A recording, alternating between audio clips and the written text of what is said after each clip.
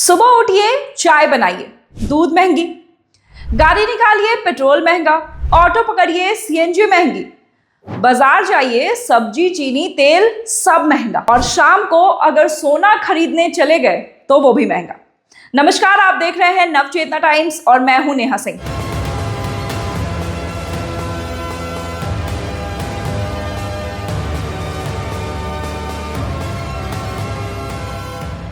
आज हम आपको इन महंगाई के पीछे की पूरी कहानी बताएंगे, एक एक आंकड़े के साथ, एक एक सच के साथ, क्योंकि यह कोई एक दिन की नहीं बल्कि हमारे रोजमर्रा की कहानी है, आम आदमी की जिंदगी जो वो रोज जीता है।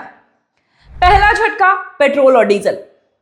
15 मई 2026 को तेल कंपनियों ने पेट्रोल और डीजल के दाम 3 रुपए प्रति लीटर बढ़ा दिए। दिल्ली में पेट्रोल अब 97 रुपए 77 पैसे और डीजल 90 रुपए 67 पैसे प्रति लीटर हो गया है। मुंबई में पहले ही ये बढ़ोतरी हो चुकी थी। मुंबई में पेट्रोल 106 रुपए के पार पहुंच चुका है। यह बढ़ोतरी सिर्फ गाड़ी की टंकी का मामला नहीं है। जब डीजल महंगा होता है तो ट्रक महंगे चलते हैं, माल ढुलाई महंगी होती है और बाजार में हर चीज की कीमत चढ़ जाती है। दूसरा झटका, सीएनजी भी 2 रुपए प्रति किलो महंगी हो गई है और दिल्ली में इसकी कीमत अब 69 रुपए 9 पैसे प्रति किलो हो गई है। लाखों ऑटो चालक, कैब ड्राइवर और मिडिल क्लास परिवार जो अब सीएनजी से सफर को आसान मानता था और उसे एक सस्ता विकल्प मानता था, उसके लिए यह सीधे तौर पर एक बड़ा झटका है। तीसरा झटका दूध है। 14 मई से अमूल और मदर डेयरी ने दूध के दाम 2 रुपए प्रति लीटर बढ़ा दिए। दूध सिर्फ एक चीज नहीं बल्कि दही, पनीर, मक्खन, घी, इन सब का मेन सोर्स है। यानी रसोई का पूरा बजट एक साथ हिल गया। चौथा झटका है चीनी। सरकार ने चीनी के निर्यात पर 30 सितंबर 2026 तक पूरी तरीके से प्रतिबंध लगा दिए हैं ताकि घरेलू बाजार में इसकी उपलब्धता बनी रहे और दाम ना चढ़े। लेकिन यह कदम खुद बताता है कि हालात कितने बदतर हो चुके हैं। और पांचवा झटका वो है सोना। सोने और चांदी पर कस्टम ड्यूटी 6% से बढ़ाकर 15% कर दी गई है। यानी शादी का बजट और निवेश की योजनाएं दोनों एक साथ बिगड़ गए हैं और ये पांचों झटके पड़े हैं आम आदमी पर। अब समझते हैं कि आखिर वजह क्या है। पश्चिम एशिया में जारी संघर्ष और ईरान की स्थिति ने कच्चे तेल के दाम $100 प्रति बैरल के पार पहुंचा दिए हैं। इसका सीधा असर भारत पर पड़ रहा है क्योंकि हम अपनी जरूरत का 85% से ज्यादा तेल विदेश से आयात करते हैं।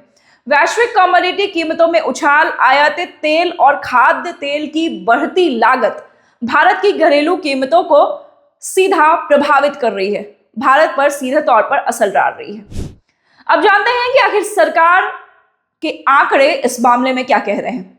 अप्रैल 2026 में भारत की खुदरा महंगाई दर 3.48% रही, जो लगातार छठे महीने बढ़ी है। सरकारी आंकड़े भले ही नियंत्रण में दिखे, लेकिन आम परिवार की असली महंगाई दर सीपीआई से कहीं अधिक महसूस की जा रही है, क्योंकि उनके खर्च का सबसे बड़ा हिस्सा उन्हीं चीजों पर होता है जो सबसे अधिक महंगी हुई है। आम आदमी पर इसका अच्छा खासा असर पड़ा है। एक मध्यम वर्गीय परिवार यानी मिडिल क्लास फैमिली जो महीने में 30 लीटर पेट्रोल भराता है और उस पर 90 रुपए का अतिरिक्त बोझ पड़ गया। 2 लीटर दूध रोज लेने वाले परिवार पर 120 रुपए महीने का झटका पड़ गया। सीएनजी से चलने वाले ऑटो चालक जो रोज 4 से 5 किलो सीएनजी भराते हैं, उन्हें 10 रुपए रोज का अतिरिक्त खर्चा बढ़ेगा। और जब ट्रांसपोर्ट महंगा होगा तो सब्जी, फल, बाकी सारी चीजें जो हम रोज की जिंदगी में इस्तेमाल करते हैं वो भी महंगे होंगे। यह महंगाई का ऐसा चक्र है जो एक बार शुरू हो जाए तो थमना मुश्किल हो जाता है। अब पेट्रोल महंगा हुआ, आज पेट्रोल महंगा हुआ, कल सब्जी महंगी होगी, परसों फल महंगा होगा, दूध तो महंगा हो ही चुका है, स्कूल का टिफिन महंगा होगा, बाकी हर चीज महंगी होगी। आम आदमी आखिर जाए तो जाए कहां? क्या सरकार को आम आदमी के लिए सोचने की जरूरत नहीं है? यह वीडियो शेयर कीजिए हर उस परिवार से जो महीने के अंत में अपना हिसाब जोड़ता है और महीने की सैलरी आने पर हर खर्चे के लिए अलग अलग पैसे अलग अलग बटुए में रखता है और अपने महीने को शांति से जीने की सोच रखता है। जवाब यही है कि सुकून महंगाई खा चुकी है। आपकी क्या राय है हमें कमेंट में जरूर बताएं। आप देख रहे हैं नवचेता टाइम्स और मैं हूं नेहा सिंह। नमस्कार।